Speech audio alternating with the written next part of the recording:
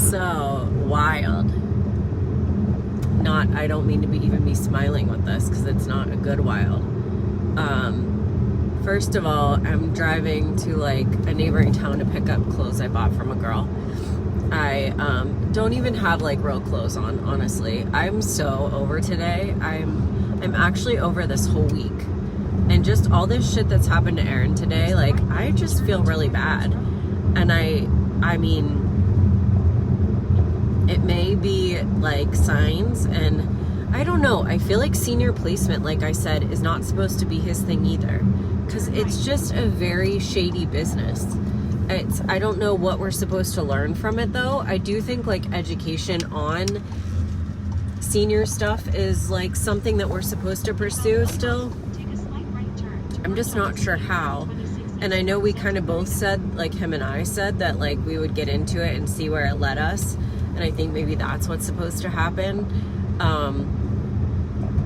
But I feel like in educating people on it, you're like agreeing that it's okay to place people in some of these places. And I just don't know that it is. I don't know. I feel like the whole underbelly of that business is just super shady. But I mean, I guess that's the same with adoption, and there's like still a purpose for, and sorry, I hit my brakes too hard, a purpose for and a reason for adoption, and it can work out good even though there's like the negative undertone of it all. But anyway, so I'm listening to your messages was my point in all this. Kind of my point, I guess. I'm running errands. I decided to go on my own. I'm just running to a girl's house to pick up a bag and back, and I literally have on Aaron's boxers and a sports bra. Like, I threw clothes in case I needed them, like actual shorts and a shirt. I was like, in case I need to go somewhere, I don't know, other than these two places. But I think I need to go to this side. Yeah, I will. But I was like, I'm not even putting clothes on. Like, I'm so over it. I just feel really bad that this second, like, obviously it is telling that it all happened today and that it happened back to back. And it's supposed to, like, I think be an even firmer sign that he's not supposed to be doing what he's doing.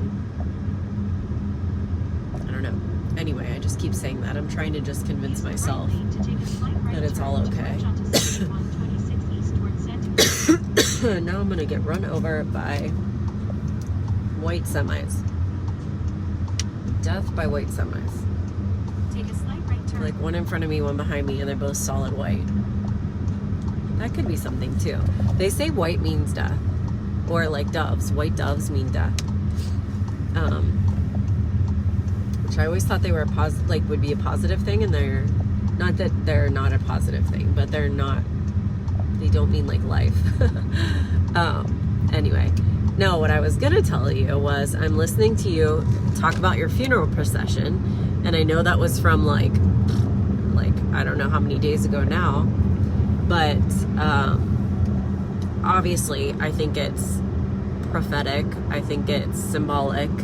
I think it probably relates to your dad, and I also think that because as I'm listening to you talk about it, I'm watching this car come at me, and I'm literally on like a two lane road, and this car is coming at me, and I'm like, oh, that looks like a blue Corvette.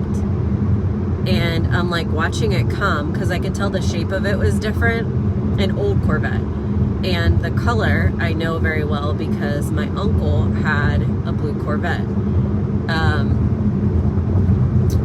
And it's the same blue color, like it must be the Corvette color, and it's like no other car, even other, I think Chevy Corvette, I don't even know, or is Corvette their own thing, I'm not sure, but no other car has that color, only Corvettes. So it's this like dusty blue color. So it's coming at me, and I'm like watching it, and I'm like, yep, blue Corvette. So it's my uncle that committed suicide that had a blue Corvette, and my cousin still has it. But he had it like pretty much my whole life that I knew him. I rode in it multiple times. It's interesting, multiple people in my family had these cars that like, it was like, I have memories around their cars because they had these special cars that they would take out occasionally, and it was always a big deal to get a ride in like these cool cars. And so my uncle had a blue Corvette, and that was his thing. And then my grandfather, who died when I was 5, had I think it was a black T-top convertible, but I believe it was a Corvette too. I'm not positive. I'd have to ask my dad. And I remember getting to ride in that. I'm sure I got to ride in it more than once, but I remember it once, and I remember it like a movie, riding in this car. And I was only probably 4 or 5. So the fact that I can even remember it, and I remember it clearly, like a movie. And we were on a back road. I'm not sure. My dad would maybe remember why I was riding with him. But he took me home from somewhere or something, and I got to ride in the car. So I don't know, it's just kind of interesting. But so yeah, blue Corvette. My uncle committed suicide, shot himself, was drunk when he did it. I wonder if your dad's gonna like relapse and kill himself, because also, so I mean, not to get, and I hope your kids aren't listening when you listen to this, but so I heard terms lately that I never had heard before. One of them was, how did she word it? I think it was drunkicidal,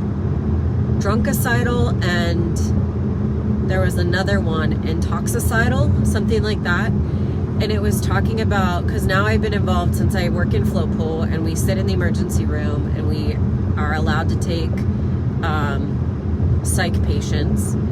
Sometimes they're on holds. Typically they're on holds because they're suicidal or homicidal. And that term is in reference to if they are suicidal while they're intoxicated. They cannot be placed on a hold, because if they sober up and they're not suicidal, they're not considered suicidal, which I find very strange. In 2 miles, That's like a real thing. But I know, like, my uncle killed himself drunk, and if he had been sober, would he have killed himself? I highly doubt it. So I've just heard that recently, and I just find that interesting. And I had a patient not that long ago that was her story, but she was like very suicidal, but drunk, and to the point where she wasn't even allowed a bed in her room, because she was trying to use anything. She was wrapping up the sheets. She was like, anything she could get her hands on, she was trying to use to kill herself. So they took everything out of her room, and by the time I had her, she was literally on a mattress on the floor, and that was all she was allowed. And then she sobered up, and she was completely normal, and she's like, I'm not suicidal, I'm not going to kill myself. And we were like, well, you were very suicidal, so there's still like work that needs done somewhere, because if you had a chance, you were going to kill yourself.